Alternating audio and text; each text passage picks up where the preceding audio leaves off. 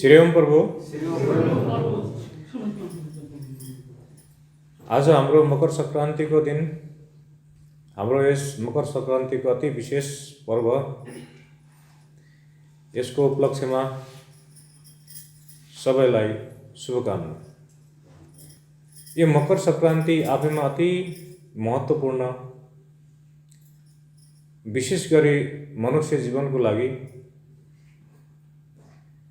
एकदम महत्त्वपूर्ण पर्वको रूपमा मानिन्छ। हामीले कति कुराहरू कथामा सुनेका छौँ, पुस्तकमा पढ्ने गर्छौँ, धेरै शास्त्रहरूसँग पनि जोडिएको छ। तर त्यसको यथार्थ आज म तपाईहरुलाई केही कुरा म तपाईहरुलाई भन्छु पनि, सिकाउँछु पनि, गराउँछु पनि। र जो प्रक्रिया म गराउँछु त्यो अलि शास्त्रदेखि अलि परको छ, जो यथार्थमा आधारित छ।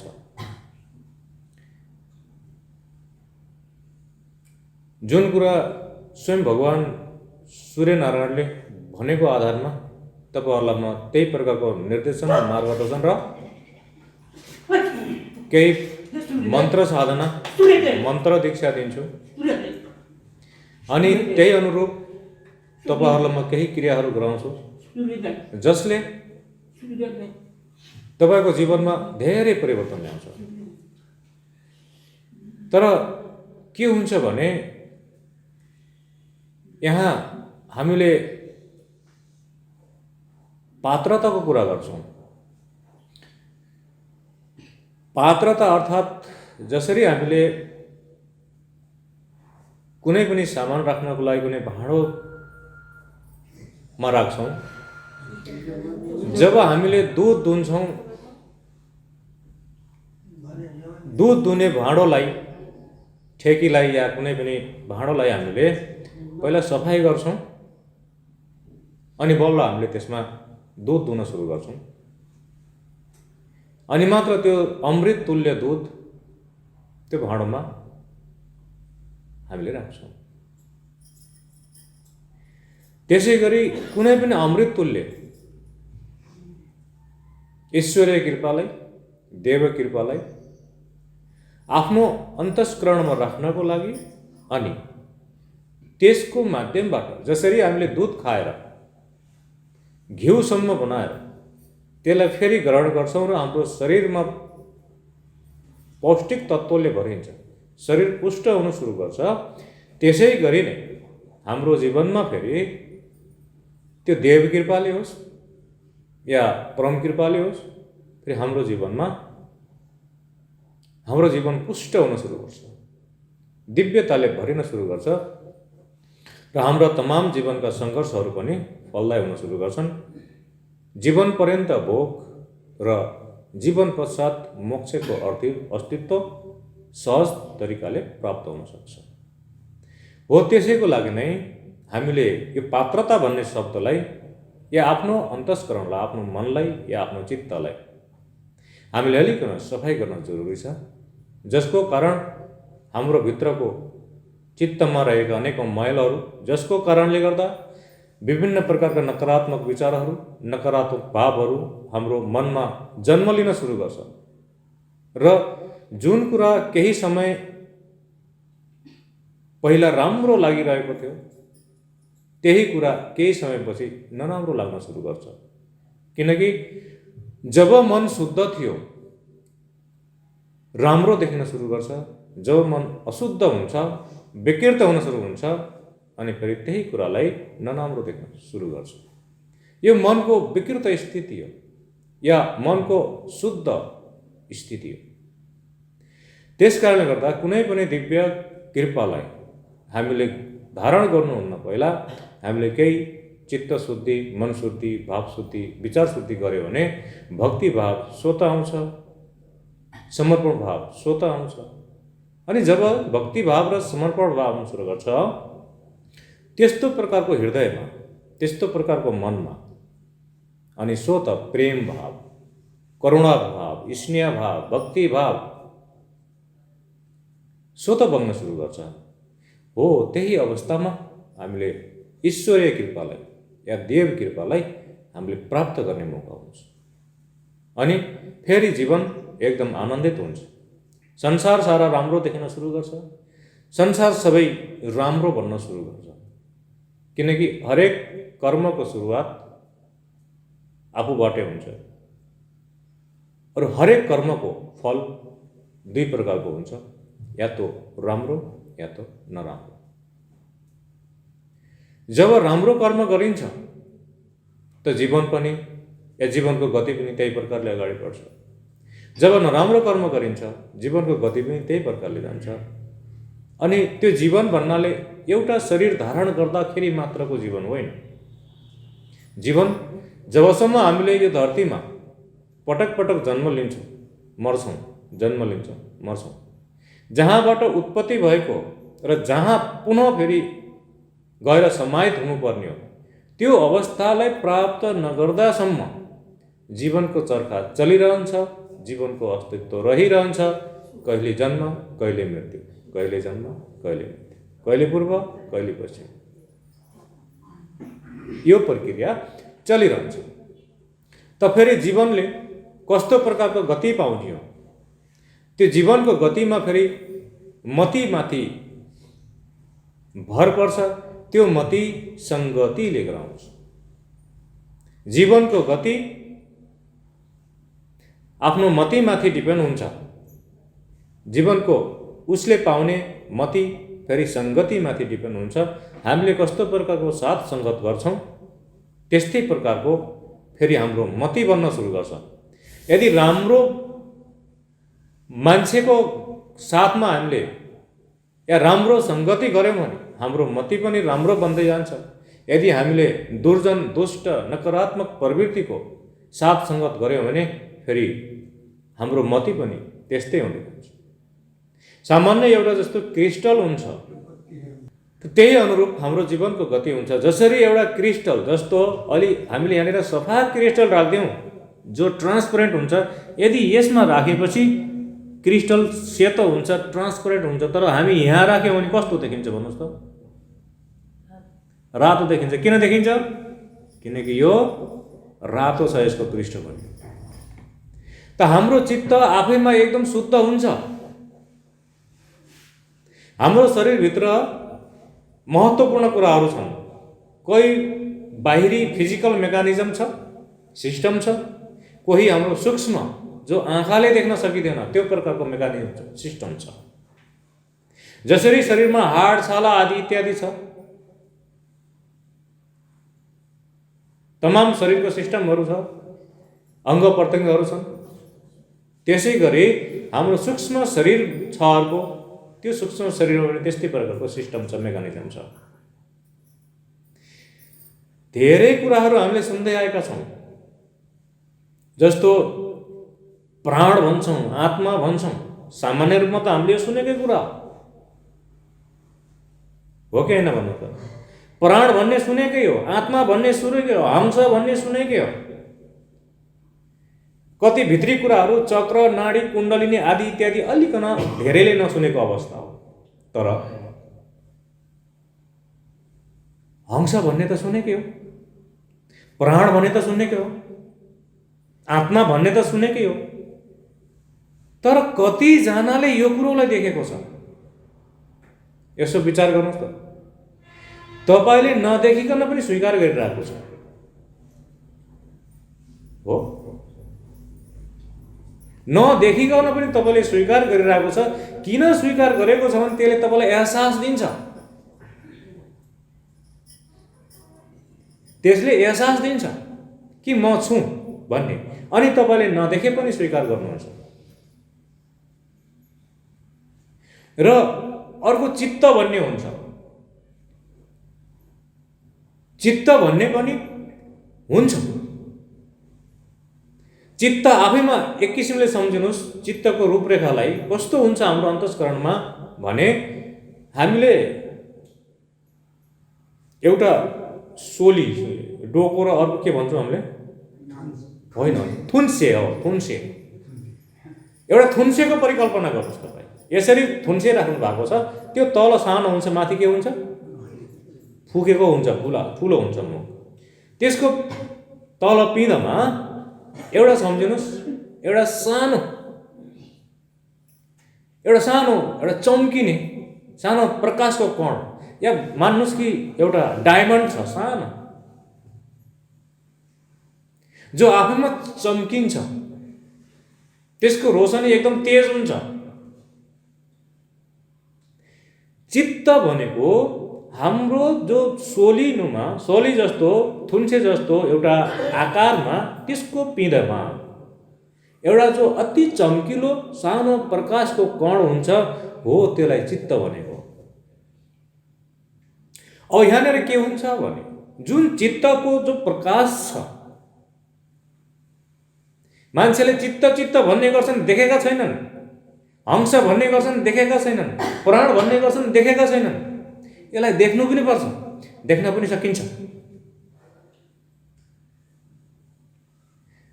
सकिन्छ, देख्नु पनि पर्छ।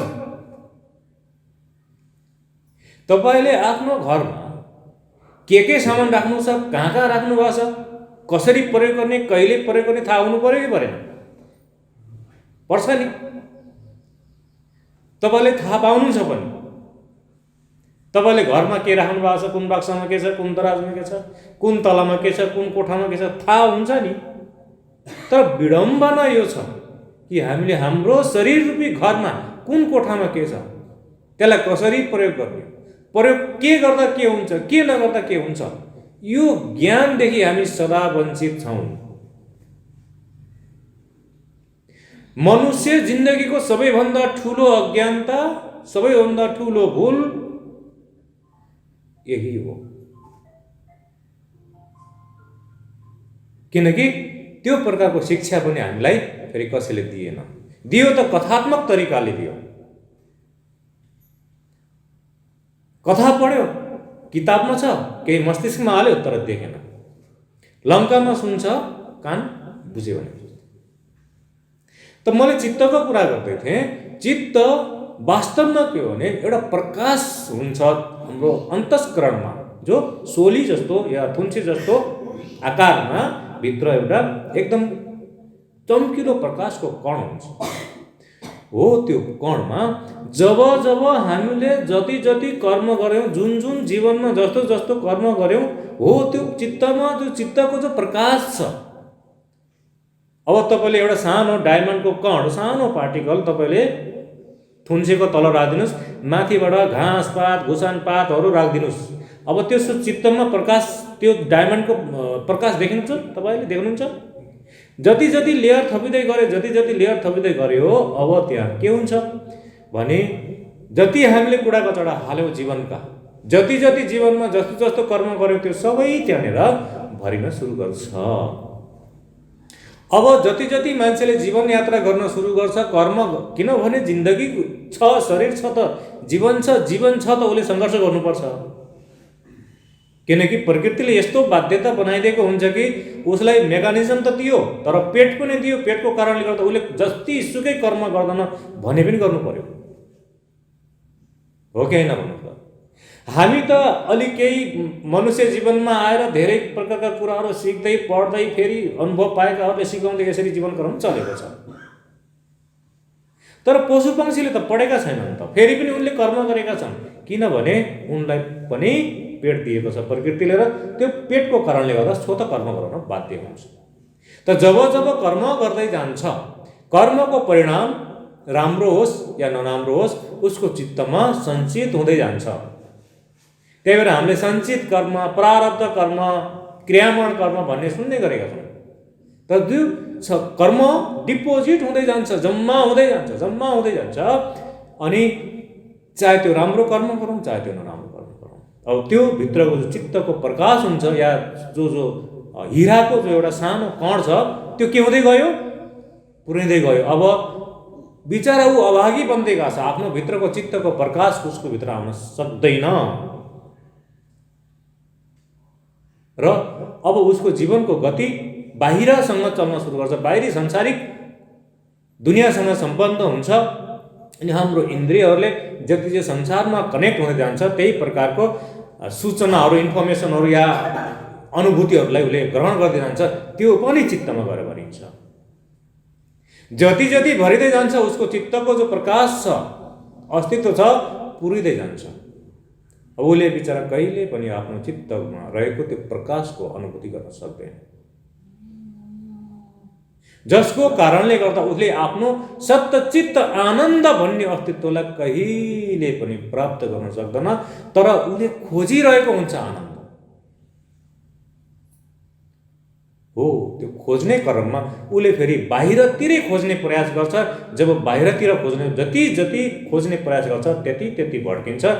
अब आफ्नो चित्तमा त्यति नै मलखात भन्छौँ नि, चित्तको हाम्रो त्यो थुन्से जस्तो जो चित्तको भाँडो छ त्यो मलखात जस्तो बन्दै जान्छ। अनि त्यो भित्र आफैले बोकेर हिँडेको छ त्यो ईश्वरीय कणलाई, अस्तित्वलाई, सत्चित्त आनन्दको त्यो दिव्यतालाई आफैले बोकेर हिँडिरहेको छ, तर उसले भेटाउन सक्दैन। अनि यताउता भड्केको छ, त्यहाँ पाउँछु कि त्यहाँ पाउँछु कि त्यहाँ पाउँछु, यसले दिन्छ कि उसले दिन्छ, जता कतै भड्किन सुरु गर्छ, जता कतै भड्किन सुरु गर्छ, उसले पाउँदैन। किनकि त्यो चित्तको डोको, त्यो थुन्से भरिएको छ जन्मौँ जन्मको कर्मको मैलले। अब उसले बिचरा कहिले पनि पाउँदैन, जबकि उसले आफै बोकेर हिँडिरहेको छ। अब जबसम्म उसले त्यो अनुभूति गर्न पाउँदैन, ईश्वरको अनुभूतिलाई, ईश्वरको सत्यलाई बोध गर्न सक्दैन। अनि फेरि हाम्रो इन्द्रियले अलग कुरा सिकाउँछ, आँखाले एउटा कुरा देखाउँछ, कानले अर्को कुरा सुनाउँछ। सबैभन्दा मान्छेको जीवनमा प्रभाव पार्ने अरू रिएक्टिभ हुने उसको मन, यो आँखाले देखेर, कानले सुनेर, जो आफैमा सत्य हुँदैन फेरि पनि सत्य बोध गरेर त्यसैको आधारमा उसले आफ्नो जीवनलाई लतारिरहेको हुन्छ।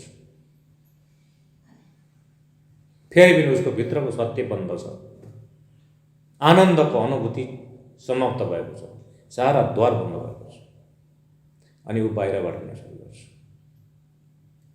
त्यहीबाट यदि त्यो पवित्र हुन सुरु गर्यो भने उसले आनन्द या ईश्वरीय अनुभूति सबै त्यहीँबाट हुने कुरा हो। तर जन्मौँ जन्मको कर्म जब हामी गर्न जान्दैनौँ, कर्म गर्ने कला हुँदैन। किनकि यो संसारमा जति पनि जीवन अवस्थाहरू छन् त्यो सब भोग अवस्था हो। तर एउटा मात्र जिन्दगी हो, मनुष्य जिन्दगी, जुन कर्मको जुनी हो। मान्छे भोगको जुनी होइन, देवी देवताहरू भोगका जुनी हुन्, अन्य पशु पक्षी भोगका जुनी हुन्। केवल उनीहरूले भोग गर्छन्, समाप्त हुन्छ या भोग गर्छन्। तर मनुष्य जुनी यस्तो मात्र जुनी हो जसले कर्मको सिद्धान्त अनुसार कर्म गरेर या त ऊ माथि जाने या त पतन हुने हो। या त माथि जाने हो अर्थात् मुक्त हुने हो, अरू मुक्त हुन सक्दैन। या त मुक्त हुने हो या त ऊ पतन हुने हो। अनि त्यो सबै पनि फेरि उसले कर्मको थ्योरीको आधारले चल्छ। मनुष्य जीवन कर्मको सिद्धान्तमा चल्छ। त्यसको पछाडि सृष्टिको आफ्नो सिद्धान्त छ, अनि सृष्टिको पछाडि ईश्वरको सिद्धान्त छ। ईश्वरको सिद्धान्त समर्पणको आधारमा छ। यदि मान्छेले आफूभित्रको चित्तको मैललाई बिस्तारै बिस्तारै हेर्न सिक्यो, समाप्त गर्न सिक्यो भने उसले जब आफूभित्रबाट सत्यचित आनन्दको बोध गर्न सुरु गर्छ अनि बल्ल उसले के गर्न सुरु गर्छ, ईश्वरको अनुभूतिलाई पाउन सुरु गर्छ। हो, यी सबै कुराहरूलाई प्राप्त गर्नको लागि र आफ्नो जीवनलाई हरेक क्षेत्रबाट फलदायी गराउनको लागि आजको दिन यो सूर्यनारायणको उत्तरायणको एउटा यात्रा, हामी जसलाई मकर सङ्क्रान्ति भनेर चिन्छौँ, आज कति महत्त्वपूर्ण दिन हो। किनभने हामीले एक वर्षलाई हेरेर मकर सङ्क्रान्तिको कुरा 6 महिना उत्तरायण भगवान सूर्यनारायणको 6 महिना दक्षिणायन, उत्तरायण देवताको दिन, दक्षिणायन देवताको रात्रि भनेर चिन्छ। अब देवताको दिन र रात छोडिदिनुहोस्, हाम्रो दिन र रातको कुरा गरौँ, हाम्रै दिन र रातको कुरा गरौँ, सहज तरिकाले बुझ्न सकिन्छ। दिन र रातलाई मिलाएर अहोरात्र भनिन्छ। अहोरात्रमा कति घण्टा हुन्छ? 24 घण्टा। दिन 12 घण्टा, रात 12 घण्टा। अब तपाईहरुले गाउँघरमा या हामीले जहिले पनि सूर्य उदय र अस्तको अवस्थामा हेर्छौं, कहिले एकदम यो कुनाबाट यसरी उदाउँछन्, कहिले एकदम छेउबाट। देख्नु भएको छ, ख्याल गर्नु भएको छ? पुरा एक वर्षको अवधिलाई 12 महिनामा डिभाइड गरिएको छ। 12 महिनाको आधारले नै 12 वटा राशिको डिभाइड गरिएको छ। 12 वटा राशिमा एक किसिमले भन्यो भने सूर्य नारायणको एउटा जस्तो बस चल्छ भने त्यो बीचमा स्टपेजहरु छ नि, त्यस्तै स्टपेजहरु पुरा एउटा साइकललाई 12 वटा स्टपेज बना। त्यसैको अनुरूप 6 वटा राशि उत्तरायणलाई या 6 वटा महिना उत्तरायणलाई, 6 वटा महिना दक्षिणायनलाई। अर्थात् जब सूर्य नारायणको भ्रमण जुन जुन राशिमा हुन्छ त्यसलाई हामीले संक्रान्ति भन्छौं। सूर्य नारायणको जुन जुन राशिमा सम्बन्ध हुन्छ त्यो दिनलाई हामीले के भन्छौं? संक्रान्ति भन्छौं। वर्षमा 12 वटा संक्रान्ति हुन्छ। 12 वटा संक्रान्ति हुन्छ, तर त्यसमा विशेष महत्त्वपूर्ण 2टा संक्रान्ति हुन्छ। एउटा माघे संक्रान्ति, अर्को साउने संक्रान्ति। कस्तो राम्रो हाम्रा ऋषिमुनिहरूले एउटा ज्ञान दिएको छन्, यसो विचार गर्नुहोस् त। त्यही भएर हामीले देव ऋण, पितृ ऋण, ऋषि ऋण प्रति हमेशा आभार व्यक्त गर्नुपर्छ, त्यो ऋणलाई तिर्ने प्रयास गर्नुपर्छ। त यसै सन्दर्भमा मकर संक्रान्तिमा आज दुनियाँले स्नान गर्दैछन्। भित्र चित्त कति पखालिन्छ थाहा छैन, तर बाहिरको शरीरलाई पखाल्ने यथासक्दो प्रयास गर्छन्, हैन? किनकि हामीलाई त्यही प्रकारको कमसेकम भित्र नभए नि बाहिर त गरोस्, र बाहिर गर्दा गर्दै उसले भित्र बुझ्न सक्यो भने ठुलो कुरा हो भन्ने तरिकाले पनि धेरै प्रकारका संस्कारहरू, संस्कृतिहरू हाम्रो वरिपरि हाम्रो जीवनमा अनुसरण गरिरहेका छौँ। त त्यसै अनुरूप मकर संक्रान्ति आज थुप्रैले स्नान गरिरहेका छन्। ठाउँ ठाउँमा, नेपालमा पनि, इन्डियामा पनि, प्रयागमा होस् या बनारसमा होस्, नेपालका विभिन्न ठाउँहरूमा स्नान भइरहेको छ।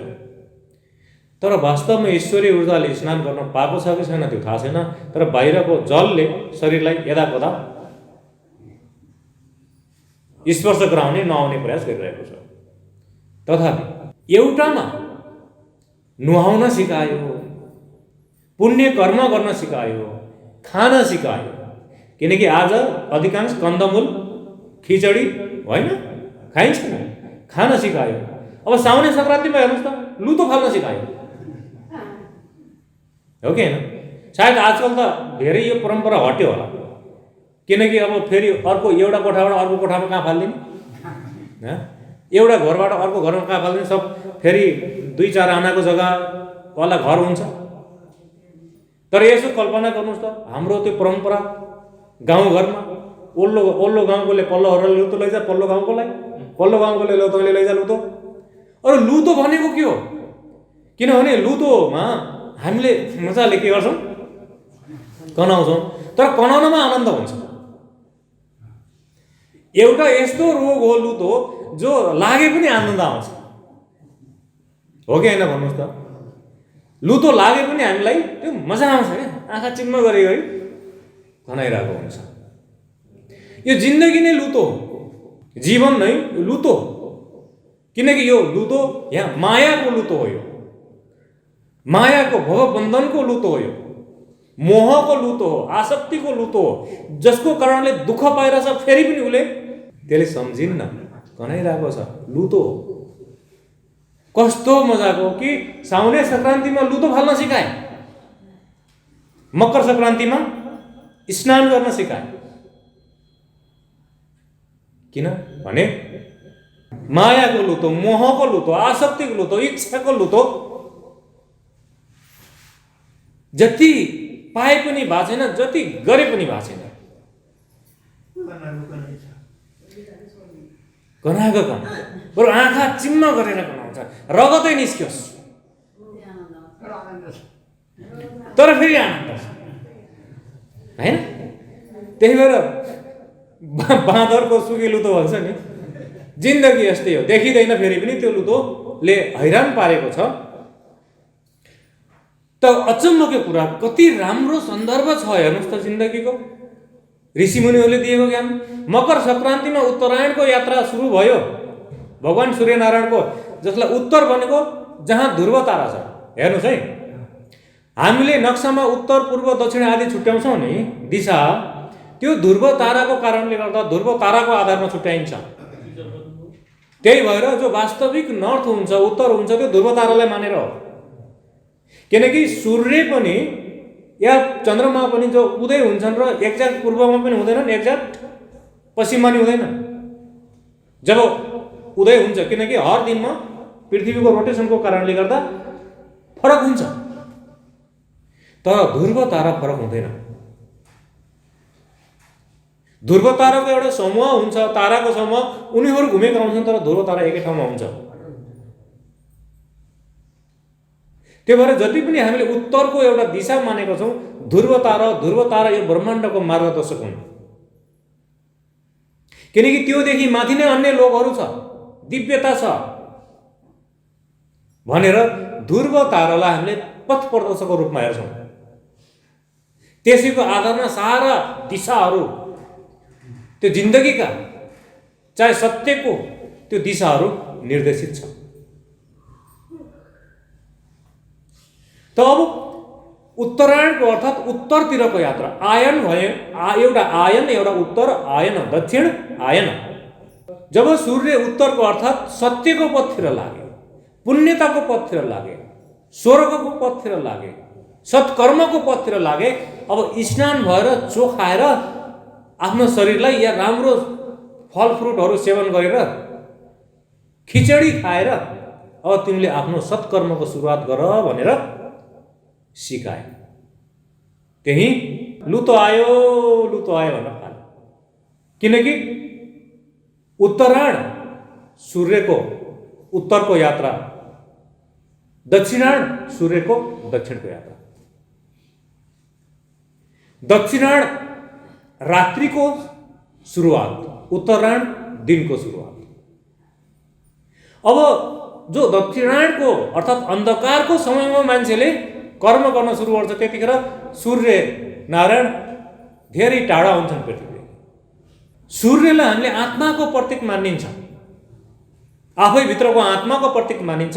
अब ऊ अन्धकारमा गुमनाम हुन सुरु गर्छ दक्षिणायणको यात्रामा। जब अन्धकारमा गुमनाम हुन सुरु गर्छ, त्यसले हुने नहुने कर्म कुकर्महरू गर्न सुरु गर्छ। अब मायाको बन्धनमा परेर जीवनको लुतो कनाउन सुरु गर्छ।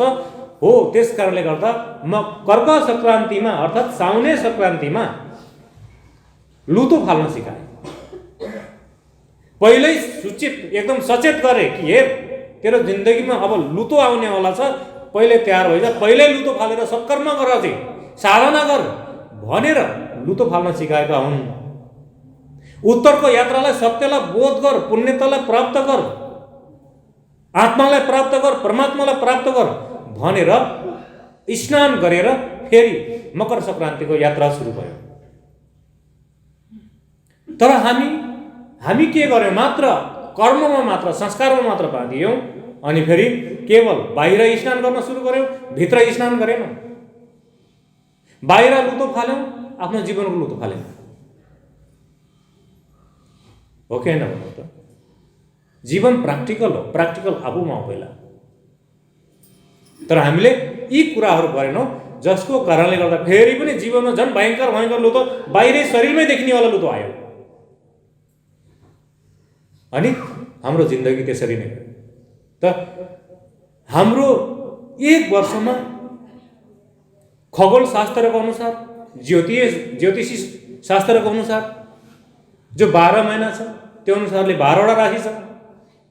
त्यसमा आजदेखि सूर्यको मकर रेखामा सुरुवात, मकर राशिमा सुरुवात। अनि अचम्मको सम्बन्ध हो। मकर राशि सूर्य पिता, शनि पुत्र। मकर र कुम्भ राशिको स्वामी या मालिक शनि। सिंह राशिको स्वामी सूर्य। सूर्य पिताको कारक, आत्माको कारक, शनि पुत्रको कारक, कर्म फलको कारक। सन्तान भनेको कर्मको फल हो। एउटा कुरा ध्यान दिनु, अधिकांश हामीले इक्जाम्पल हेर्ने देख्ने पनि गरेका छौँ संसारमा। जसले राम्रो कर्म गर्यो उसका सन्तान एक योग्य बन्छन्। कोही पनि सन्तान यदि राम्रो राम्रो पद प्रतिष्ठा र राम्रो राम्रो कर्म चरित्र निर्माण गरेका छन् भने कहीँ न कहीँ उनको बाउ बाजेको त्यहाँ मेहनत छ। यो बिर्सनु हुँदैन। आज कोही ठुलो पदमा पुगेको छ, ठुलो नाम कमाएको छ भने उसले कमाएको पछाडि उसको बाउको र बाजेको, उसको वंशको त्यहाँ गुण छ, उसको मेहनत छ। यो बिर्सनु हुँदैन कसैले पनि। आज उसले गरेर मात्र प्राप्त गरेको छैन, उसको पछाडि उसको बाउले गरेको मेहनत लुकेको छ त्यहाँ। त्यही भएर आफूले गरेको छु भन्ने अहम पनि राख्नु हुँदैन, नत्र ऊ कुपित हुन्छ, श्रापित हुन्छ। र यदि कसैले दुष्कर्म गरेको छ भने, कुकर्म गरेको छ भने, नराम्रा कर्म गरेको छ भने उसले जतिसुकै धन सम्पत्ति कमाओस्, ठुलो ठुलो पद प्रतिष्ठामा पुगोस्, तर उसको सन्तान बिचारा बन्छ, नालायक बनिन्छ, कामै लाग्दैन। न उसले कमाएको पैसा काम लाग्छ, न उसले कमाएको पद प्रतिष्ठा काम लाग्छ। सन्तानले कुन नालीमा गएर स्वाहा पारिदिने हो पत्तै हुँदैन उसलाई। बरु उसले कुकर्म गरेर कमाएको कमाई सारा सन्तानको लागि खर्च गर्छ। मेरो सामनेमा त हजारौँ मान्छे आए, हजारौँ मान्छे अहिले पनि आउँछन्। जब मान्छेले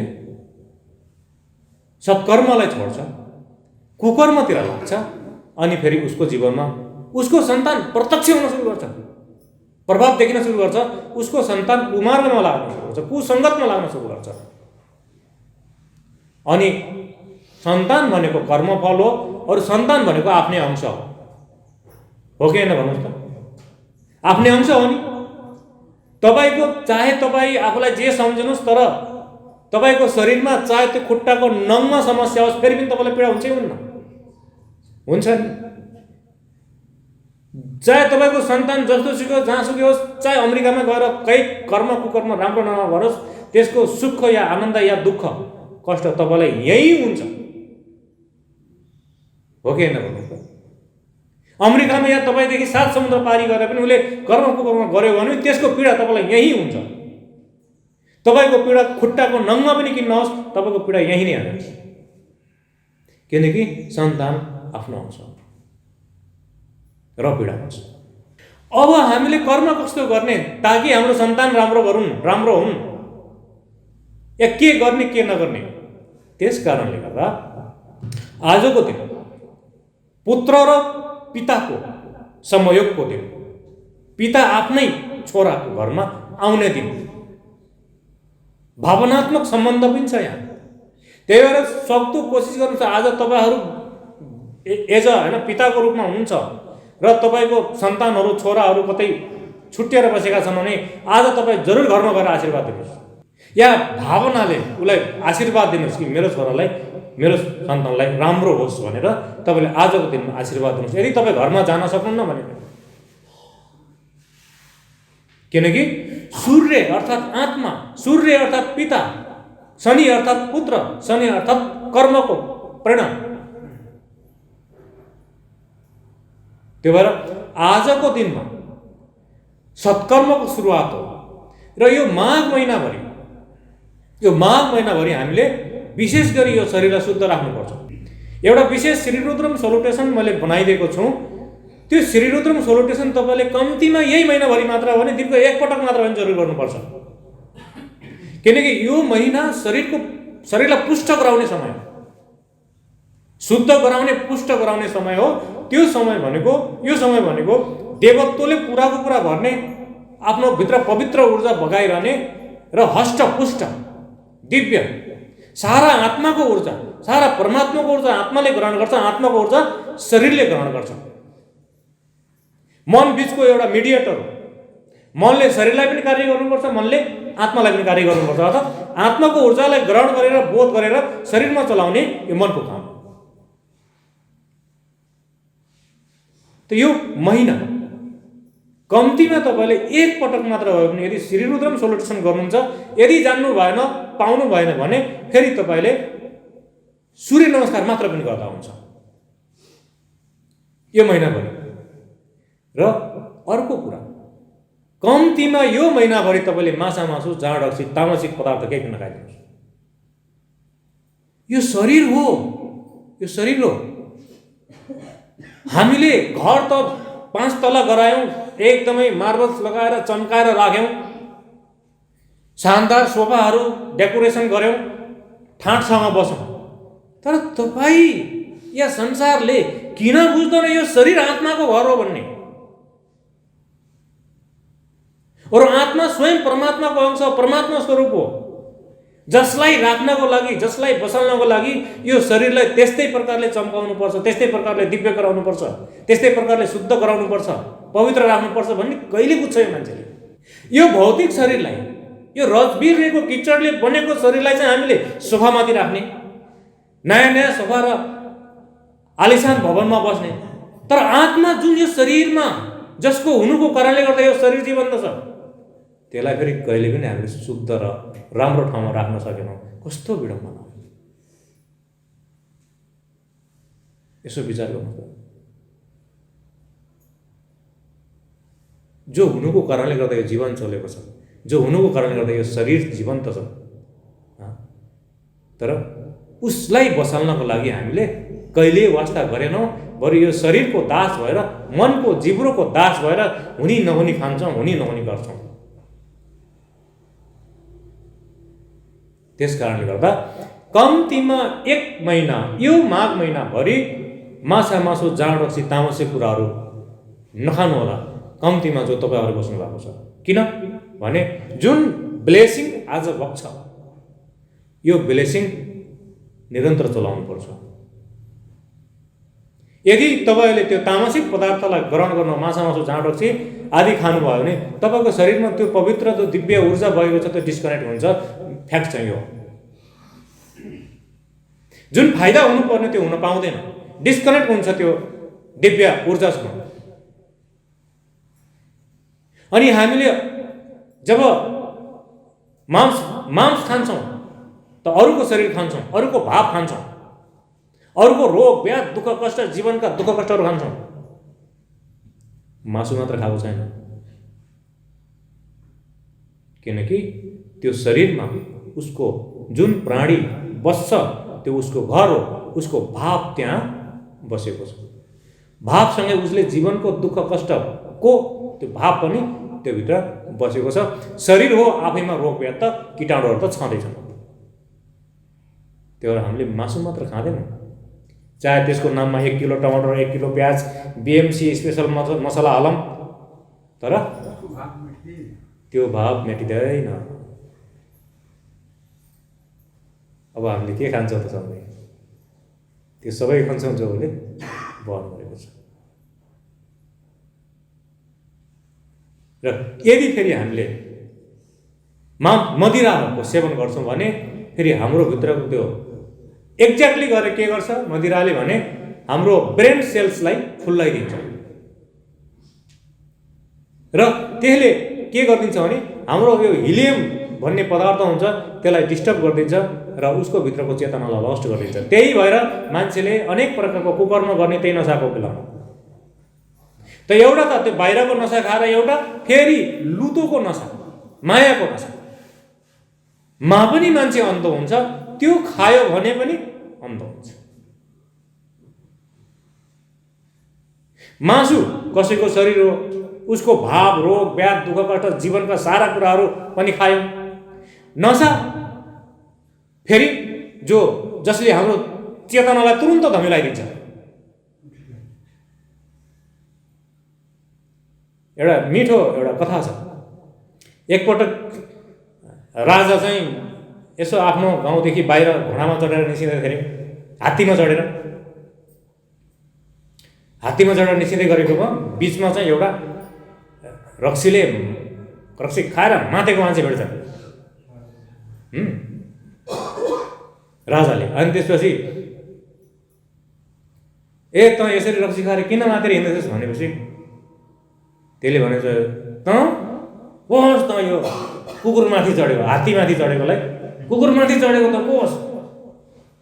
अरे म त यो नगरको राजा हुँ, हात्तीमाथि चढेको छु, मैले त देख्दैन, यो त कुकुरमाथि चढेको देख्छु, त राजा होस्। अनि राजाले के गर्नु यसलाई समाएर ल्याउ मेरो उसमा भनेर भन्नु, अनि भोलि बिहान यसलाई मेरो सामनेमा राखिदिनु भनेर भनेको। अनि भोलि बिहान राजाको सामनेमा त्यो जडेका त्यो रक्सालाई उभ्याइदिएछन्। अनि त्यसपछि त उसलाई त होस् त आयो, हिजो पो नसामा थियो, राजाको सामने छ, राजा आसनमा छन्, दाहिने बाएँ सेना छन्, सेनाले समाएका छन्, तर्स्यो। अनि हिजो म तँलाई भेटेको थिएँ, म त हात्तीमा चढेको थिएँ, तँले त कुकुरमाथि चढ्यो भन्नु थिएस्, मलाई चिन्दैन भनेको थिएस्, अब हेर मलाई चिनिस् भने चिने सरकार। हिजो त चिनेको थिएन, त्यो हिजो नचिनेको त त्यो त मर्यो सरकार, भयो सरकार। त्यो हिजो नचिनेको हो, त्यो नचिनेवाला त मर्यो सरकार, अहिले त मैले हजुरलाई चिने सरकार। अर्थात् नसा न, जब पनि कुनै पनि नसा हुन्छ भने त्यो नसामा मान्छे अन्धो हुन्छ, उसको चेतना लस्ट भएको हुन्छ, उसले राम्रो नराम्रो छुट्याउन सक्दैन। और त्यो नसा अहङ्कारको पनि हुन्छ, त्यो नसा अभिमानको पनि हुन्छ, त्यो नसा मायाको पनि हुन्छ, त्यो नसा कुनै पनि प्रकारको आसक्तिको पनि हुन्छ, जसको कारणले गर्दा अन्धो हुन्छ चेतना, त्यहाँनिर लस्ट हुन्छ।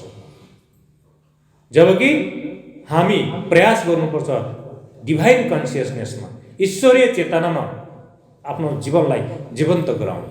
तर हामी एकदम लोअर भोजन पानीले बनेको चेतनामा, त्यही चेतनामा पनि फेरि रक्सी पानीको तत्त्वले फेरि त्यसलाई धमिलाइदिएर झन् बर्बाद हुन्छ। अनि कहाँबाट आओस् अर्को चेतना? त्यस कारणले गर्दा यो जो आजको दिनमा हामीले यो महिमालाई बुझेर सत्कर्मको सुरुवात गर्ने दिन, पुण्यतालाई प्राप्त गर्ने दिन, मोक्षलाई प्राप्त गर्ने दिन, त्यो भएर 1 महिनासम्म, कम्तीमा 1 महिनासम्म भए पनि हामीले माछा मासु जाँड रक्सी सेवन नगरिदिनु होला। किनकि जुन एनर्जी, जुन ब्लेसिङ स्वयं भगवान सूर्य नारायणले पनि तपाईँलाई दिनुहुन्छ, त्यो डिस्कनेक्ट नहोस्। त जब मकर सङ्क्रान्ति, मकर राशि, त्यसपछि कुम्भ राशि, त्यसपछि मीन राशि, त्यसपछि मेष, वृष, मिथुन, यो 6वटा राशिसम्म सूर्यको एउटा यात्रा हुन्छ। जस्तो अलि दिन सुरु भयो, बिस्तारै बिस्तारै साँझ पर्न सुरु गर्छ, साँझबाट रात्रिको सुरुवात उत्तर दक्षिणायन हो, अर्थात् फेरि त्यहाँबाट फेरि कर्क राशि, चन्द्रमाको राशि सुरु हुन्छ। सधैँभरि यही चल्ने हो, चन्द्रमाको राशि सुरु हुन्छ, कर्क राशि, त्यसपछि सिंह राशि, त्यसपछि कन्या राशि, त्यसपछि तुला राशि, त्यसपछि वृश्चिक राशि, त्यसपछि फेरि धनु राशि। धनु राशिको जस्तो आज धनु राशि समाप्त भयो, मकर राशिको सुरुवात भयो। यो रात्रिकालीन अवस्थाबाट बिहानको उदय भएको छ। पाप कर्मको या अशुभ या नकारात्मक ऊर्जाको या अन्धकार अज्ञानको रात्रिको अवस्थाबाट ऊ बिउजिने समय हो। यो उत्तरायण भनेको बिउजिने समय हो, जाग्ने समय हो। त्यही भएर हामी स्नान गरेर, फल फ्रुट खाएर, कन्दमूल खाएर, खिचडी खाएर हामी जागेर अगाडिको कर्म, सत्कर्म गर्ने दिन हो आजको दिन। त्यो भएर उत्तरायण पुण्यताको, पवित्रताको, मोक्षको कारक हो। दक्षिणायण आलस्य, निद्रा, भोग, रोग, शोक, अज्ञानता, अन्धकारको प्रतीक हो। त्यही भएर यो पुण्यताको उदयमा धेरैभन्दा धेरै कर्म, सत्कर्म गर्नुपर्छ। अनि यो रात्रिकालीन अर्थात् दक्षिणायणको समयमा धेरैभन्दा धेरै साधना गर्नुपर्छ, किनकि सत्य टाढा हुन्छ। यतिखेर सत्य नजिक छ, सत्कर्म गर्नु पर्यो। त्यतिखेर सत्य टाढा हुन्छ, साधना गर्नु पर्यो र सत्यलाई प्राप्त गर्नु पर्यो। त्यस कारणले गर्दा यो दक्षिणायनको समय रात्रिको, अन्धकारको, निशाको, निशाचरको, अज्ञानताको कारण हो। यो सकियो, अब उत्तरायणको यात्रा सुरु भयो। हामी पनि हाम्रो जीवनमा पनि यसरी नै हरेक दिन या हरेक वर्ष चल्ने उत्तरायण र दक्षिणायनको यात्रा, सूर्यको यात्रा जसरी हामीले पनि हाम्रो जीवनमा यसरी नै सत्कर्म गर्दै जानुपर्छ। हामीले इतिहासमा अनि शास्त्रमा पनि पढेका छौँ, भीष्म पितामह अर्जुनको बाणले धराशायी 58 दिनसम्म उनी पल्टिरहे।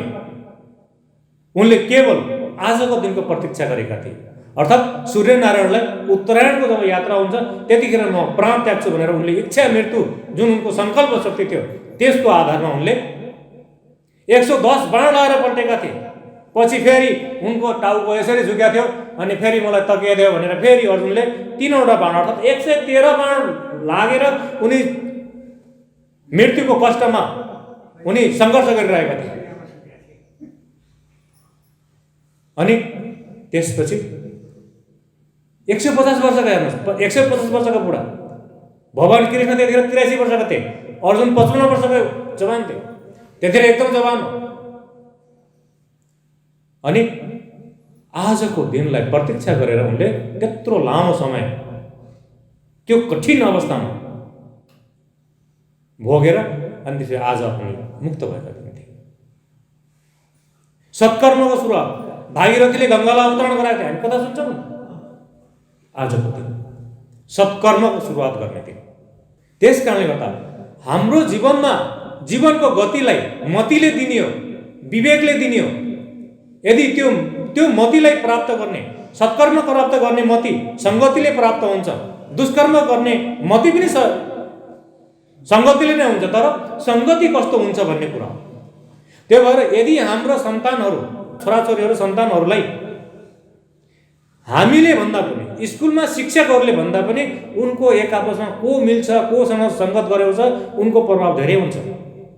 तपाईँले भनेर मान्दैनन्, स्कुलका शिक्षकले भनेर मान्दैनन्, बरु टाढिन्छन्। एउटा कुरा सिकाउन सुरु झन् टाढिन्छन्, हो कि होइन भन्नुहोस् त। तर उसँग हिँड्ने कामै नभएको उसँगको बराबरकोले ल यस्तो गरेर भन्छ उसले फट्टै गरिदिन्छ। त्यही गर्दा गर्दै चुरोट खान सिक्छ, त्यही गर्दा गर्दै कुलतमा पर्न सुरु गर्छ, रक्सी खान सुरु गर्छ, हो कि होइन भन्नुहोस् त। शिक्षकले के रक्सी खा भन्छन् र, बाबुआमाले के रक्सी खा नानी भनेर पैसा दिन्छन् र, दिँदैनन् त। ल है खैनी खाउँ, ल है चुरोट खाउँ, ल है रक्सी खाउँ, कसले सिकाउँछ भन्नुहोस् त? आफ्नो सङ्गतिले।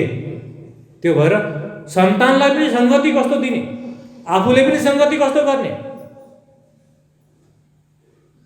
सबैभन्दा खतरनाक जहर हो यो। अरू त्यो सङ्गति आँखाले पनि गरिरहेको हुन्छ, कानले पनि गरिरहेको हुन्छ, अनि त्यो सबै चित्तमा डिपोजिट हुन्छ।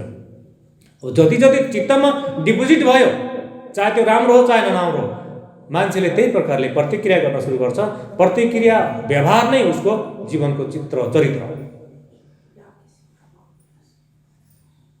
त्यो भएर सत्कर्मको सुरुवात। एउटा कुनै यस्तै ठुलो सहरमा एकजना महाज्ञानी, अत्यन्तै धनी, दयालु प्रवृत्तिको एउटा सेठ थिए अरे, एकदम धनी, अथाह पैसा भएको। अनि उनको घरमा उनीसँग चाहिँ अति जसले खाना लाउन पाउँथेन, उनीसँग पैसा थिएन, ती मान्छेहरू उनलाई माग्न आउने। अनि उनले के गर्थे अरे, ती धनी सेठले भने खातामा लेख्ने, उसले मागेको पैसा दिने। उनले जति माग्छन् आउने मान्छेले उनलाई पैसा दिने, तर खातामा लेख्थे अरे। खातामा लेख्ने बेला के भन्थे अरे भने, तिमीले यो जन्ममै तिर्छौ कि अर्को जन्ममा तिर्छौ भन्नु। अब सद्बुद्धिवाला, सत्कर्मवाला, राम्रो उवाला जो साँच्चै भन्दा दुखी छ, साँच्चै भन्दा छैन, किनकि जो साँच्चै भन्दा छैन, परिस्थितिले उसलाई दुखी बनाएको छ या गरिब बनाएको छ या मजबुरी बनाएको छ भने त्यो मान्छेले सिद्धिका धोका दिँदैन। यदि स्वयं परिस्थितिलाई आफूले बनाएको छ मान्छेले भने त्यसले धोका दिन्छ।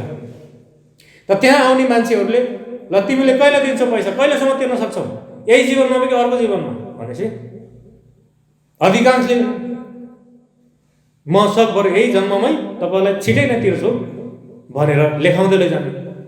अनि त्यसमध्ये केही मान्छेहरूले के गरेछन् भने म अर्को जन्ममा तिर्छु भने ठिक छ, खातामा लेखा कहिले दिने अर्को जन्म। एउटा त फटा भइहाल्यो, अर्को झन् महाफटाले के त्यो देखेछ, त्यो चोर फटा बदमासले के देखेछन्, ओ यसरी पनि त पैसा पाउँदो रहेछ, कस्तो अचम्मको कुरा। अर्को जन्ममा तिर्नुपर्ने, अर्को जन्ममा तिर्न पाइने, यही हो यो मान्छेलाई लुट्ने मौका भनेर के गर्छ भने सेठ कहाँ गएछ, ल हजुर मलाई पनि पैसा चाहियो। अनि सेठले आफ्नो स्वभावको आधारले भनेछन् तिमीले कहिले पैसा तिर्छौ, कति पैसा चाहियो भनेपछि मजाले मागेछ। मौका त घरिघरि आउँदैन नि त, मजाले मागेछ। अनि ठिक म चाहिँ अर्को जन्ममा तिर्छु भनेर भन्छ। त्यति मात्र भएन, त्यसको लोभ पुरा भएन, उसले मागेको पायो। ठिक छ, अर्को जन्मको लागि अर्को जन्ममा तिर्ने तरिकाले उसले पायो पैसा, अझै लोभ पुरा भएन उसको। देख्यो सेठको खजाना तिजोरी सुन चाँदीले भरिएको, पैसाले भरिएको, स्वर्ण मुद्राहरू, उसको मनमा लोभ पलाएछ। अनि यो सेठको घरमा चाहिँ एक दिन जानै पर्छ भन्ने उसको भित्र भाव जागेछ। के गरेछ भने एक दिन साँझ भयो, यसो लुक्दै गएछ, गोठ रहेछ, दुईटा भैँसी रहेछन्, त्यो भैँसीको गोठमा गएर लुकेछ। अब राति कतिखेर पर्छ, सबै कुराहरू हेर्न सुरु गर्यो। अनि लुकेर बस्यो भैँसीको गोठमा। अनि हेर्नुहोस्, जब पनि मान्छेको चेतना अलिकन सत्कर्मतिर लाग्छ, या जब उसको भित्रको कालो मैलो हटाउनु छ, या उसको माथि केही ईश्वरको कृपा या उसको पितृको कृपा हुन सुरु गर्छ, बडो अचम्मको कुरा हुन्छ। अनि त्यो चोर जब सेठलाई राति लुट्नको लागि, चोर्नको लागि चुपचापले गोठमा लुकेको रहेछ, भैँसीको गोठमा। अनि त्यो दुईटा भैँसी एक आपसमा कुरा गरेको भाव उसलाई आएछ। दुईटा यसो गोरु भैँसीहरू यसो टाउको हल्ला छन्, उ गरेको छन्, उसले भित्रबाट भाव पढ्न सुरु गरेछ, भाव आउन सुरु गर्छ। अनि एउटा भैँसीले, अलिक ठुलो भैँसीले भनेछ,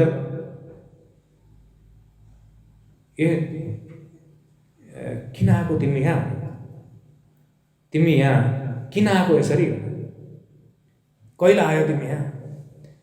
म त 1 वर्ष जति भयो यहाँ आएको। अर्कोले सोधेछ मान्छे, तिमी यहाँ कहिले आएको? 4-5 वर्ष जति भयो। अनि किन आयो त्यहाँ? म पहिला यो सेठको घरमा आएर मैले केही पैसा सापटे लिएको थिएँ। अनि उनले के गर्थे भने यो जन्ममा तिर्ने कि अर्को जन्ममा तिर्ने भनेर सोध्थे। अनि मैले बाटो भएर अर्को जन्ममा तिर्छु भनेर भनेको थिएँ। अहिले आएर भैँसी भएर आएको छ, अनि यही दुध मैले दिन्छु, दुध बेचेर उनले फेरि पैसा कमाउँछन्, त्यसरी म हेरौँ कहिलेसम्म ऋण तिर्छु भन्छन्। ए त्यस्तो हो, म पनि यही त भएको थियो, मलाई पनि, मैले पनि यिनको ऋण ल्याएको थिएँ, म पनि बाटो भएर पूर्व जन्ममा फेरि अर्को जन्ममा तिर्छु भनेर भनेको थिएँ।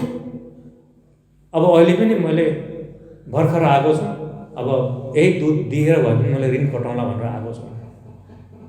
ओहो, त्यो चोर लुकेर सुन्यो। अचम्मको कुरा भयो नि, चोरले पो सुन्यो, मैले पनि त्यसै गरेर पैसा ल्याएको छु, भएन भनेर अझै त्यहाँ माथि धावा पनि बोल्न आएको छु। ओहो भएन भनेर उसलाई रात कटाउन मुस्किल भयो। उसको आँखा खुल्लो थियो, उसको चेतनाको आँखा खुल्यो। अनि त्यसपछि बिहानै गएर सेठको खुट्टा समायो। सेठजी, मैले एकदम ठुलो गल्ती गरेँ।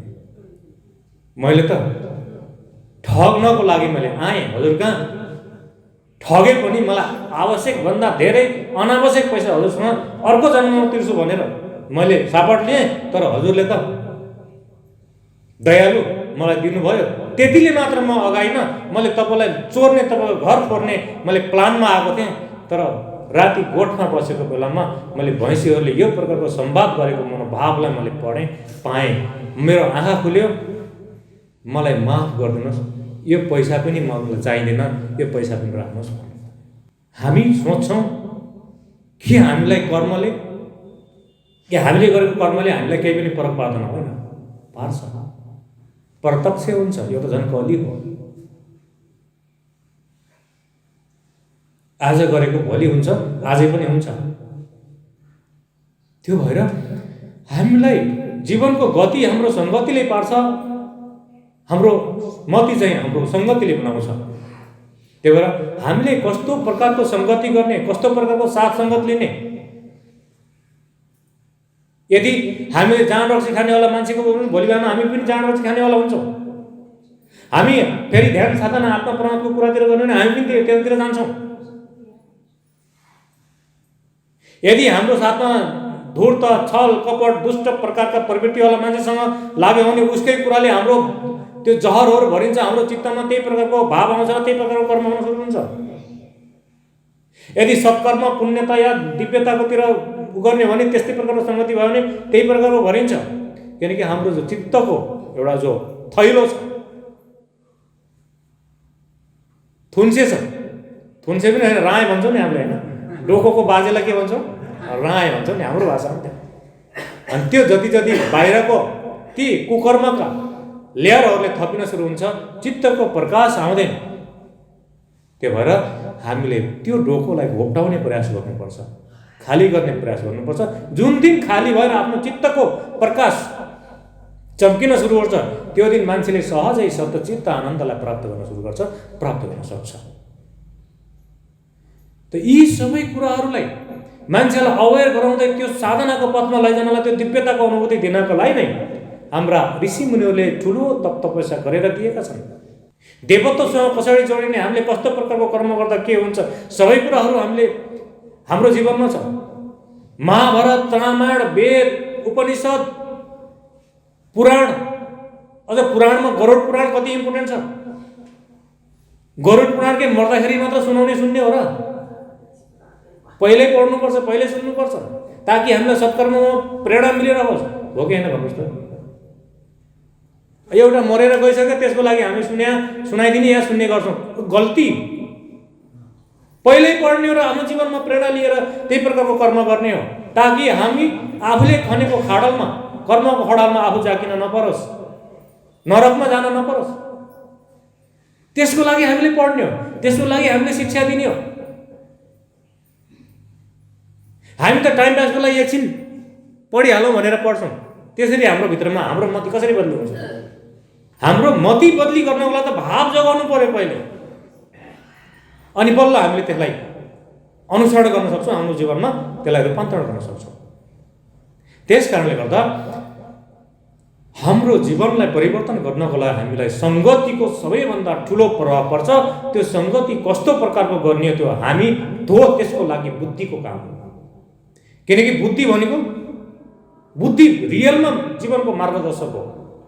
किनकि त्यसले राइट र रङलाई छुट्याउनु पर्छ। केही कुराहरू हुन्छ भने पहिला बुद्धिले तर्क गर्छ, तर्क वितर्क गर्छ, अत्यन्तै जरुरी छ, चाहिन्छ, ताकि ऊ गलत पथमा नलागोस्, ऊ नरकको खाडलमा नजाओस् भनेर बुद्धिलाई प्रयोग गरेर हामी अगाडि बढ्नुपर्छ। बुद्धि यसको लागि हो। त्यस कारणले गर्दा आजको दिन हामीले यो सत्कर्मको सुरुवात गर्नको लागि, आफूभित्रको आत्माको ऊर्जा भर्नलाई, सूर्यको ओज त्यस आफूभित्र धारण गर्नको लागि यो अत्यन्तै महत्त्वपूर्ण दिन हो, जसमा हामीले तिलको लड्डु खान्छौँ। तिलको लड्डु, तिल तपाईँहरूलाई अचम्म लाग्छ होला, तिल आफैमा माँ प्रकृतिको यस्तो वरदान हो, यस्तो उपहार हो हरेक प्राणीको लागि। पहिला पहिला देवी देवताले मात्र युज गर्थे यो तिल। तिल अत्यन्तै महत्त्वपूर्ण छ, यो तिलको रहस्य। त्यो भएर तिलको महिमालाई बुझेर श्रवण गर्नुपर्छ यो तिलको लड्डु। कहिले पनि यो एउटा म तपाईँहरूलाई यो भगवान सूर्यले दिएको कुरा हो, यो बताएको कुरा हो। यो म तपाईँहरूलाई जुन बताउँदैछु, यो सूर्य यो जो लड्डु, तिलको लड्डु बनाइन्छ, यो तिलको लड्डु बिहान सूर्यको रोशनीमा गराउने 10 बजेभित्र, सेवन 12 बजेभित्र गर्ने हो। 10 बजे 12 बजेभित्र गर्ने हो। अब जब दिन सुरु हुन्छ, अर्थात् 1 बजे 12 बजेपछिको समय, विशेष गरी 1 बजेपछि 6 बजेसम्म फेरि यो सेवन गर्ने होइन।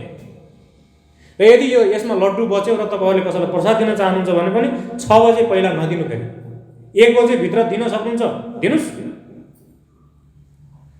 अनि 6 बजेसम्म फेरि दिने होइन। यो बिल्कुल स्ट्रिक्टली हो, यो भगवान् सूर्यले बताएको कुरा हो। अनि यो चाहिँ यसलाई बनाउने तरिका सूर्यको रोशनीमा सेवन 12 बजेभित्र, अनि शरीरलाई एकदम शुद्ध राखेर यदि गर्यो भने तपाईको 1 वर्षभरिको लागि तपाईको शरीर प्रोटेक्टेड छ, सुरक्षित छ। त्यति हो कि गलत कर्म सिधै हाम्रो शरीरलाई हार्म गर्ने कर्म गर्नु भएन। अन्यथा सामान्य रोग व्याध आदि इत्यादिबाट तपाईँ एकदम फ्री हुन्छ, भित्रको ऊर्जा पवित्रता दिव्यता बनिरहन्छ। त्यस कारणले गर्दा यो जो लड्डु छ स्वयं भगवान् सूर्यले दिएको विधि अनुसारले मैले तपाईहरुलाई बनाउन पठाएको। तर अब यो समयहरु विशेष चल्छ, जस्तो अब चल्छ शिवरात्रि आउँछ, होली रात्रि आउँछ, नवरात्रि आउँछ, अति विशेष दिनहरु हो। यो सबैभन्दा धेरै ईश्वरीय ऊर्जा प्रभाव हुने दिन हो, त्यो पनि शिवरात्रि विशेष गरी। त्यही भएर हाम्रो पञ्चाक्षरी महाविद्याको साधना निरन्तर मैले गराइरहेको छु, जसमा प्रत्यक्ष रूपमा मान्छेले साधनाको अनुभव गर्छन् र 5 दिनको साधना चल्छ शिवरात्रिको समयमा। म अलि सामान्य रूपमा मान्छेलाई एहसास हुँदै जाओस् र दिव्यतामा कनेक्सन भएपछि फेरि केही समस्या पर्दैन, हल्का फुल्का तरिकाले गृहस्थमा रहेर यो दिव्यताको एहसास गर्दै जाउन् भनेर मैले यो प्रकारको अलिकति लामो साधना दिन्छु। किनकि एकछिनमा केही पनि हुँदैन, भए पनि बिर्सिहाल्छ, केही अर्थ रहँदैन। त्यही भएर मैले अलिकति लामो समय दिने गर्छु। र यसरी यो दिव्यताको समय पर्वहरू आउँछ जसमा हामीले भरपूर आनन्द लिनुपर्छ, भरपूर त्यसको फाइदा लिनुपर्छ र आफ्नो जीवनलाई जीवित हुँदै मोक्ष गराउने हो। मोक्ष मरेपछि कल्पना गर्ने कुरा होइन, यो चाहिँ हामी अहिले बुझ्नुपर्छ क्या। मोक्ष मरेपछि को कल्पना गर्ने होइन हजुर, जिउँदै हुने हो मोक्ष भनेको। सम्भव छ, एकदम सम्भव छ, जीवित हुँदै हो यो सबै कुरालाई बोध गर्ने। जो बिचरा कोही मौका पाएका थिएनन् उनीहरूको लागि मैले पितृमुक्ति कार्यक्रम राख्छु, बाँकी जीवित मोक्षको अनुभूति गर्ने हो, लोक परलोकको जीवित अनुभूति गर्ने हो, जीवित हुँदै गर्ने हो। ती सबै कुराहरू हरेक दिव्यताको जीवित हुँदै अनुभव गर्ने हो। मरेपछिको कल्पना या मरेपछि त्यो गङ्गाजल हालेर केही पनि हुनेवाला छैन। जीवित हुँदै आफ्नो भित्र गङ्गा बगाउने हो। त्यस कारणले गर्दा हामी अहिले जाग्नुपर्छ, यसै जीवनमा जाग्नुपर्छ, यही समयमा जाग्नुपर्छ। अनि यही समयमा आजै जाग्नुपर्छ, किनकि आज मकर संक्रान्तिको दिन, अमरताको उदय, सत्यको उदय, पुण्यताको उदय। त्यस कारणले गर्दा हामी यो जीवनको कुरा छोडिदिनुहोस्, आजै जाग्ने हो, यही समयमा जाग्ने हो। र यति धेरै भूमिका बाँध्नु परेको त्यो यो लड्डुको महिमा र आज जुन मन्त्र दीक्षा तपाईहरुले पाउँदै हुनुहुन्छ त्यसको महिमा तपाईको अन्तस्करणमा जान सकोस् भनेर मैले यति धेरै कुराहरू मैले बताएको छु। आशा छ तपाईहरुले यो आजको मन्त्र दीक्षा र यो लड्डुको स्वयं भगवान् सूर्यले दिएको मन्त्र र यो यसको महिमा मैले आज तपाईहरुलाई बताएको छु। कतिलाई अचम्म पनि लाग्छ होला, किनकि साधनाको अनुभव भित्री अरू ज्ञानको अनुभव नहुँदाखेरि यसले त साह्रै ठुलो कुरा पो गर्यो त भगवान् सूर्यले भनेको भनेर लाग्न सक्छ। त्यो नराम्रो मैले मान्दैन, किनकि तपाईको जीवनमा अनुभवै छैन त कसरी तपाईले पत्याउने त हो। त्यो नराम्रो होइन, तपाईको ठाउँमा तपाई राम्रो हो। तर विश्वास गर्नुस्, सबै हुन्छ, सबै पाउन सक्छ, तपाईले पनि अनुभव गर्न सक्नुहुन्छ। किनकि कल्पना होइन यो, मैले कुनै पनि कल्पनात्मक कुरा मैले गर्नै चाहदैन, किनकि जिन्दगी प्र्याक्टिकल हो। और ईश्वरको सिद्धान्त वर्तमानमा बग्छ, न भूतमा बग्छ न भविष्यमा बग्छ। ईश्वरको सिद्धान्त वर्तमानमा बग्छ, सृष्टिको सिद्धान्त भविष्यमा बग्छ, मनुष्यको सिद्धान्त भूतमा बग्छ। अर्थात् मान्छे विगतलाई हेरेर बाँच्छ, भविष्य हेर्न सक्दैन। प्रकृतिले भविष्यलाई हेरेर बनाउँछन्। ईश्वरले तपाईँलाई वर्तमानमा जिउन सिकाउँछ, वर्तमानमा बाँच्न सिकाउँछ, वर्तमानमा गर्न सिकाउँछ। जसले वर्तमानमा गर्यो उसैले पायो। त्यही भएर हामी प्रयास गर्ने हो वर्तमानमा बाँच्नको लागि।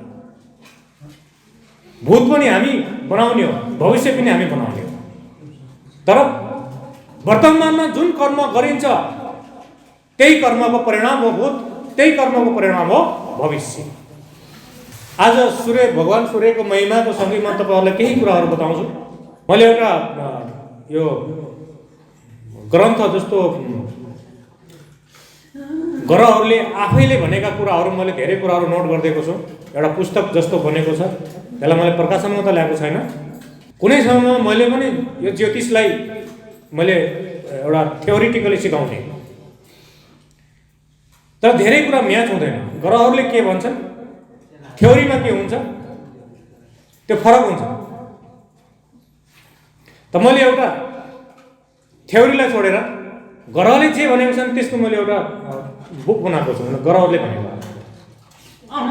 त्यही अनुरूप आज भगवान सूर्यको सूर्यदेव सूर्यदेव सूर्यदेव सूर्यदेव सूर्यदेव सूर्यदेव सूर्यदेव शान्त हुनु। सूर्यदेव सूर्यदेव सूर्यदेव सूर्यदेव आज केही भगवान सूर्यको महिमा सूर्यदेव सूर्यदेव सूर्यदेव सूर्यदेव हामी जीवित अस्तित्वलाई कहिले पनि स्वीकार गर्दैनौँ। जो छैनन् त्यसलाई मात्र खोजी गर्ने गर्छौँ।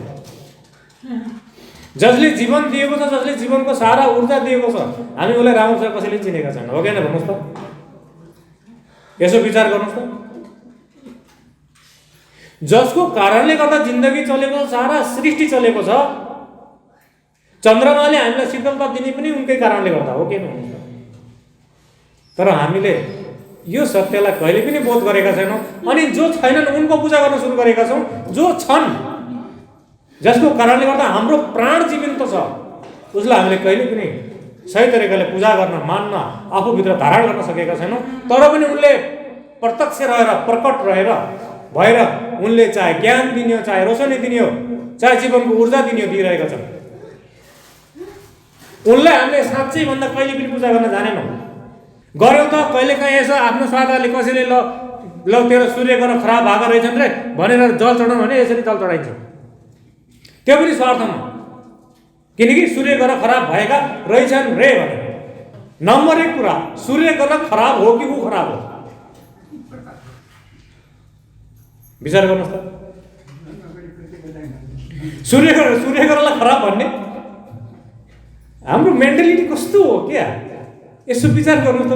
ऊ बिचारा सूर्य जसले सारा जिन्दगी, सारा ब्रह्माण्डलाई रोशन गरेका छन्, उनलाई हामीले खराब भयो भन्छौँ। हाम्रो मेन्टालिटी, हाम्रो कर्म खराब भयो भनेर कहिले पनि भनेका छैनौँ। हामीले यो हाम्रो कर्मको कुकर्मलाई कहिले स्वीकार गर्ने हो? त्यो भएर सूर्य आफैमा कहिले पनि खराब हुँदैन। हामीले कर्मको परिणामको अनुरूप हामीले जीवनको अनुभूति गर्छौँ र उनको कृपा पाउनको लागि हामीले यो जल चढाउने हो। तर हामी के भन्छौँ? सूर्य ग्रह खराब छन् रे, त्यो कारणले गर्दा तिम्रो यो समस्या भयो, लो जल चढाइदे, यो गरे यो गरे। नम्बर 1, सूर्य कहिले खराब हुँदैन। और सूर्य पिताका कार्य हुन्, कारक हुन्। सूर्य आत्माका कारक हुन्। अब भन्नुहोस्, कहिले आत्मा खराब हुन्छ? कहिले घरको बाउ खराब हुन्छ कोही सन्तानको लागि? भन्नुहोस् त। छोरो खराब हुन सक्छ, तर बाउ कहिले पनि खराब हुँदैन। कुनै बाउ खराब हुन सक्छ छोराको लागि? कहिले पनि हुँदैन यो कुरा। हामीलाई एउटा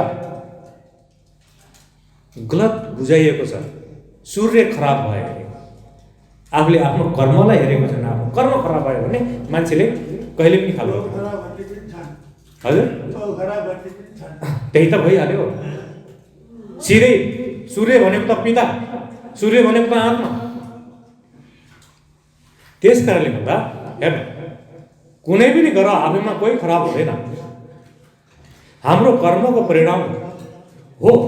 जब हाम्रो जानी अनजानेमा कुनै कर्म दुष्कर्म नराम्रो हुन गयो भने अब त्यसलाई प्रायश्चित गर्दै प्रार्थना गर्दै त्यसको त्यो ग्रहबाट पाउनुपर्ने हामीले मार्ग या ब्लेसिङ ऊर्जा त्यसलाई बढाउनको लागि हामीले गर्ने क्रियाहरू केही हो। तर जो हाम्रो गलत इन्टरप्रिटेसन छ कि सूर्य खराब भयो रे, यो सूर्य कहिले खराब हुँदैनन्, यो पहिला बुझ्नुपर्छ। भयो होला त हाम्रो कर्म खराब भयो होला, हाम्रो भाव खराब भयो होला, हाम्रो विचार खराब भयो होला, हो कि भन्नुहोस् त। यसै अनुरूप यदि भगवान सूर्यको ऊर्जा या कृपामा कमी आयो भने मान्छेमा कुनै पनि प्रकारको छालाको रोग हुन्छ, आँखाको रोग हुन्छ, सेतो दुबी आउँछ नि मान्छेलाई, यो पनि सूर्यको कारणले हो।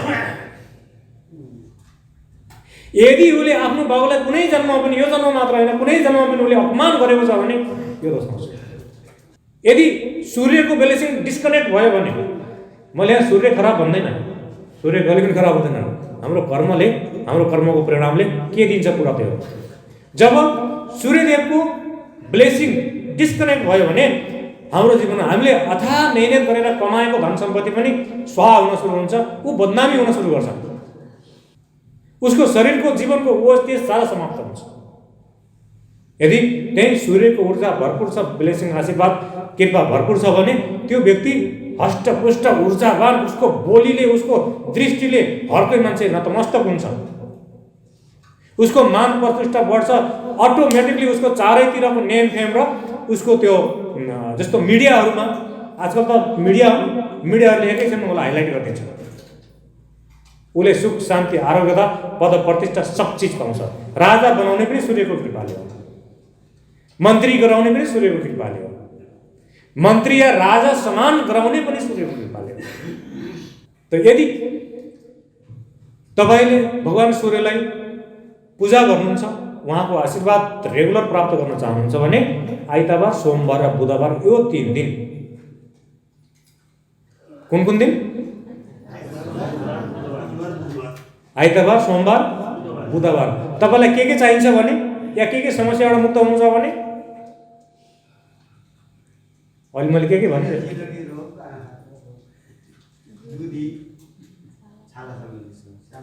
कहिलेकाहीँ आत्मा दाह हुन्छ, भित्रबाट पीडा हुन्छ, त्यो सबै जब सूर्यको ब्लेसिङ कमजोर हुन्छ। अनि म अर्को कुरा भन्छु, तपाईले फेरि बाहिरको सूर्यलाई त पूजा गर्ने, घरको सूर्यलाई तपाईले अपमान गर्ने,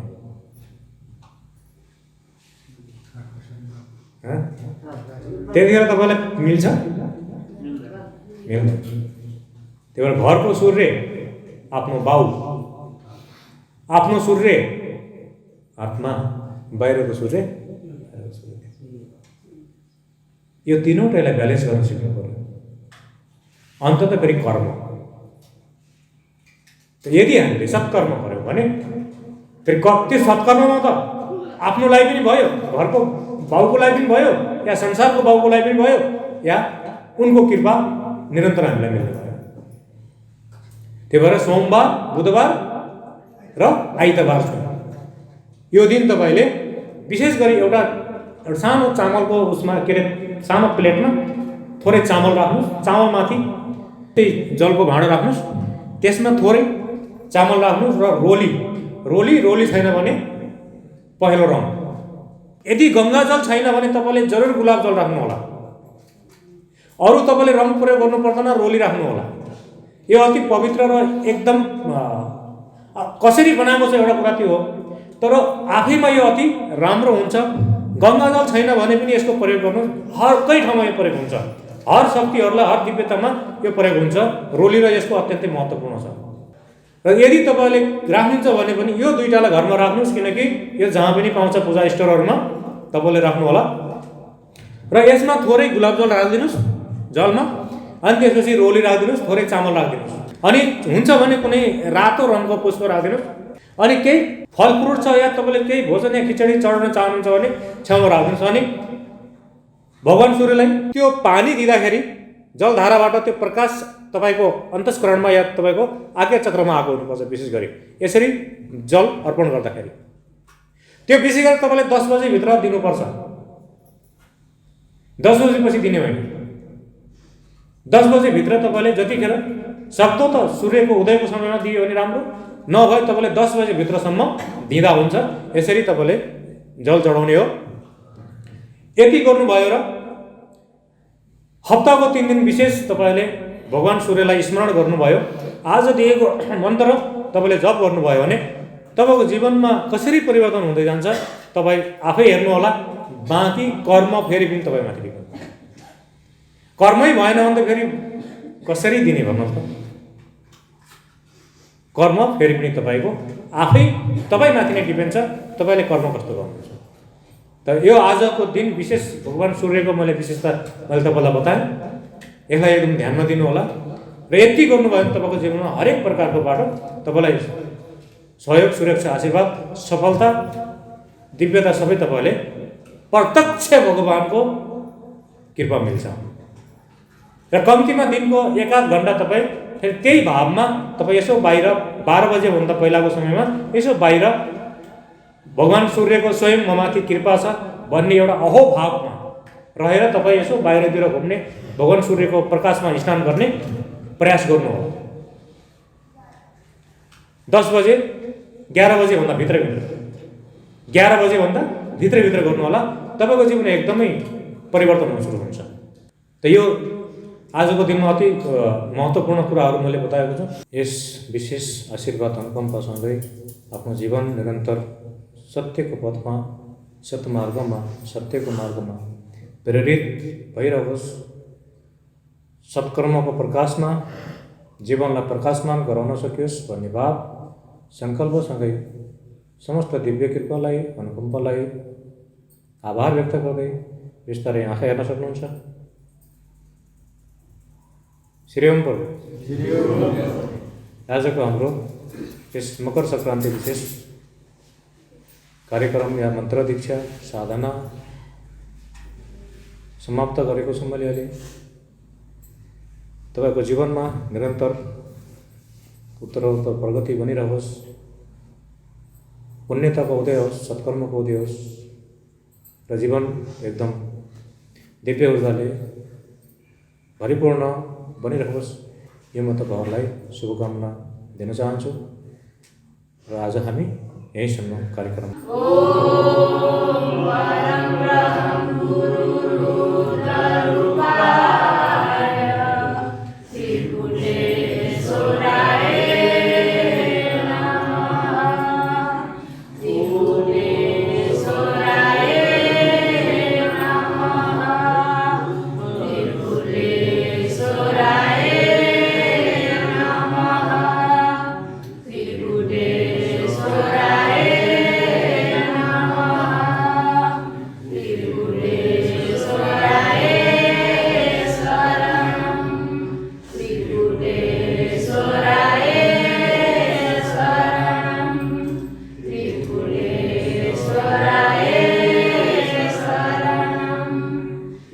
Guru